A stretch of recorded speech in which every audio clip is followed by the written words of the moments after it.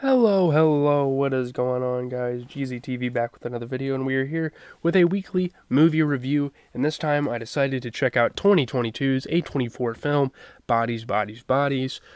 Very interesting looking film, it looked fun, I wanted to check it out. The plot, critical reception, you guys know how movie reviews go for me, so let's go. So B, a working-class young woman from Eastern Europe, travels with her wealthy girlfriend Sophie to a hurricane party at a mansion owned by the family of David, Sophie's friend. And she's like Russian, kind of. You can't really tell what her accent is, but it's a nice little fun teen flick. Other guests include David's actress girlfriend Emma, podcaster Alice, her much older new boyfriend Greg, and enigmatic Jordan. Max, another guest, left after a fight with David the night before Sophie and B arrived. He dropped him off and left, pretty much. After drinking, using drugs, and dancing, the group decides to play Bodies, a murder in the dark style game. And actually, me and my friends have played this game before. We didn't call it this, but it's honestly really cool watching this movie and see them play this game, because it reminds me of some of the things my friends used to do. We'd turn all the lights off and there'd be a murderer, there'd be a sheriff, there'd be a bunch of civilians. It was awesome. So this was I don't think this is a great movie, by the way, and the ending is a little weird, and we'll get to that in a second, but I think it's just a really fun movie. If you're trying to watch a movie with your friends and kick back, I think it's a really cool movie. Maybe a Halloween movie. I wouldn't mind watching this again, actually. I know a lot of people probably don't like it that much, but yeah. Greg goes to bed early due to hostility throughout the game from David, but also leaves soon after another fight with Emma. Who also leaves soon after another fight with Emma. So things are getting kind of heated. It's obviously the alcohol and the drugs that are kind of affecting that too. As the storm worsens, the power goes out and the girls scramble to find a power source. Minutes later, B finds David outside with his throat slashed, a bloodstained kukri nearby, which is a sword, and they were kind of displaying it earlier, and we'll figure out. There's a lot of foreshadowing. I know that's a school device you learn. That's kind of a corny term, but foreshadowing at the beginning of the movie, and obviously you see the sword up in the movie poster, if you can look there. But panicked and without reception, the group try to go for help in Sophie's car, but find its battery is dead, so they are stuck at this mansion with a dead body, and they're assuming someone had to do it. So now it's an actual game of bodies taking place in real life. It's a murder mystery. I love how they take the game and just make it surreal. I love how they did that. The group discovers Greg has a go bag with a knife and a map of the area and becomes suspicious of him, he's the prime suspect for this. They fearfully confront Greg, who returns their hostility. They're approaching him pretty hostile, so don't be surprised when he comes after you. After a struggle, B bludgeons him to death with a kettlebell in self-defense. So now Greg dies. But obviously B did it in self-defense, so they are kind of oh, whatever.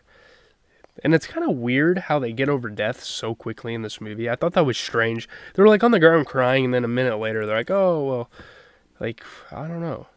And then they start playing the game Bodies. I think. No, they don't. No, they didn't. Never mind. That would have been fucked up. The group doubt that Greg was the killer, and Emma theorizes that Max, who had confessed feelings for her the night before, returned to kill David out of, jealousy.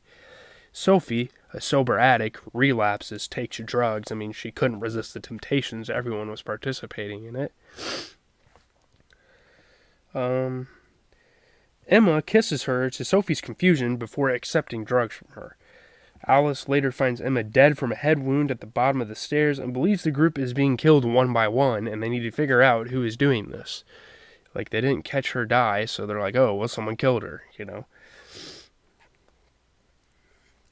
Jordan and Alice cast suspicion on B, revealing that no one with her name is on record as having graduated from her college.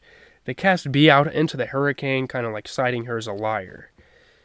You're a liar, Returning to Sophie's car, B finds underwear that matches Jordan's bra in the back seat, and her suspicions are matched that Sophie had a little affair during the relationship.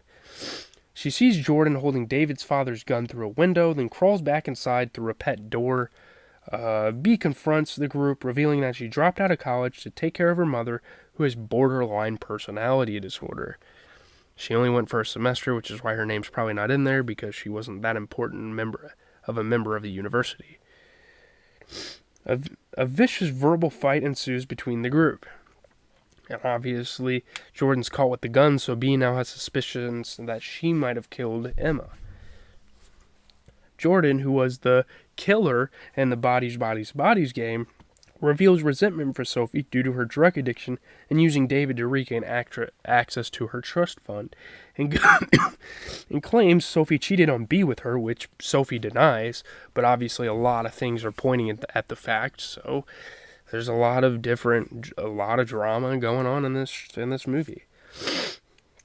Sophie expresses why she would not date Jordan, but that she avoids her friends because their behavior challenges her sobriety, and reveals that Jordan only listens to Alice's podcast. So we're just confessing everything here and causing a lot of anger and fights.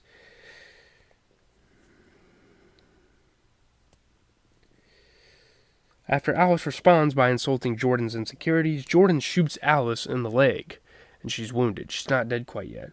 A struggle for the gun follows. Alice is fatally shot in the throat by accident, and no one knows who did it. And they're all in the dog pile, and it happens, and it's such a smart kill. Like, the kills in this movie are very well done and well explained, and the ending is just really, really, they're just clever. As Sophie and Jordan fight, B pushes Jordan over the staircase banister. With her dying breath, Jordan tells B to check Sophie's text messages. B hides from Sophie out of distrust, so now it is just Sophie and B. Jordan dies, everyone else has died, and we don't know who the fucking killer is, right? When morning comes and the storm is blown over, Sophie tearfully confesses to B that she relapsed and witnessed Emma tripping and falling down the stairs to her death. So now, kind of at this point in the movie, they're figuring out, well, everything kind of happened on accident. However, B holds her at gunpoint, demanding to see her text. She wants to see the phone. She wants some honesty in this relationship. Sophie tosses her phone away and they struggle, inadvertently picking up David's phone in the process, which shows that David accidentally slashed his own throat while trying to use the kukri to open a champagne bottle for a TikTok video, revealing there was no real murderer at all, which is a really cool, really interesting plot twist in this movie, and that's what makes this movie so good, I think. I don't think it's good, but it's a fun movie, I guess, and it's cool, I guess. As B and Sophie realize the bloodshed was all for nothing, a confused Max returns to the mansion and the power comes back on. When Max asks what happens, B only says that she now has service on her phone, and the movie ends like that. And it was a really interesting ending, and when I first saw it, me and my dad were looking at each other like, what the hell just took place? And then I realized this was just an ironic movie where there wasn't a killer, when there was supposed to be, there wasn't. Everything happened on accident. Just it's kind of like Final Destination. It's like a bunch of freak accidents going down in a chain of events. So 86% of 228 reviews are positive, 7 out of 10 on Rotten Tomatoes. Impeccably cast and smartly written. Bodies, Bodies, Bodies is an uncommonly well done whodunit. 6.9 out of 10 on Metacritic, 43 critics, generally favorable on that site, 3 out of 5 stars on PostTrack, 63% recommendation on that. The use of music and cinematography to enhance the single location setting was great in this.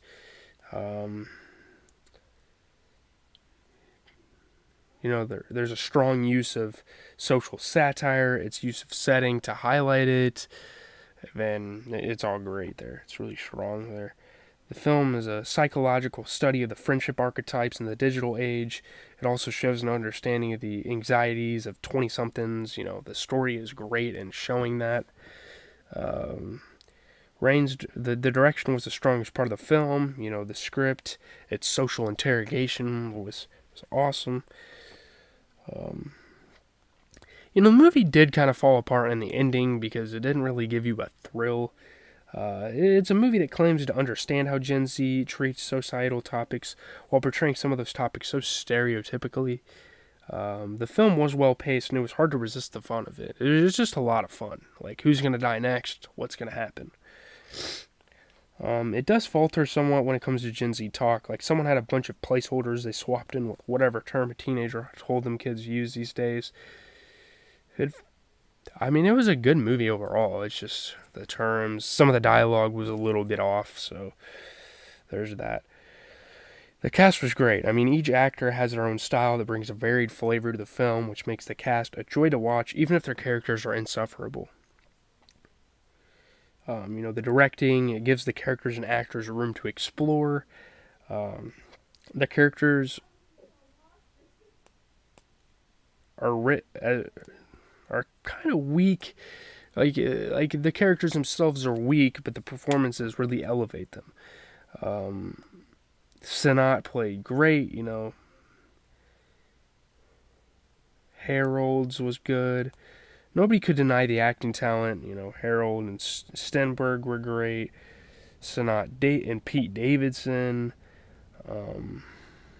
Bakalova was great in this film. The cast were all successful. Bakalova's comedic talents were wasted by playing a serious character. And that's kind of where they went wrong, I think. This is kind of like a And Then There Were None staged by John Cassavetes for the age of Instagram. Some scenes ran too long. The film is destined to take its place on the mantle with seminal horror comedy faves like Jennifer's Body and Scream. The film may not appeal to slasher genre fans. Like so many horror films attempting to be subversive, Bodies tries to satirize the upper class, but all it delivers are tired, lazy tropes about Gen Z, and that's kind of like the negative reviews about the movie. But overall, I don't have too much to say. It's a pretty straightforward, it's a nice short watch. That's also what I wanted to mention. It's only an hour and a half, so nice and quick movie. The ending is kind of disappointing, but when everything comes together, you kind of understand it. I don't know, it's hard to explain, but decent movie overall. I don't hate it at all. If someone wanted to watch this with me, like one of my friends was like, yo, we should watch this, I would be down. So, yeah, that's all I got. Leave a like, comment, subscribe. If something comes up tonight and I want to make a video or I want to stream or something, click the noti bell, GZTV live on Twitch, all lowercase. If you guys want to follow me over there, hit the noti bell on this. I don't think anything's going to come up. I might just enjoy my night. I have work tomorrow at 11 to 7, so yeah. It'll also be gone for the weekend, so I won't be able to give you guys any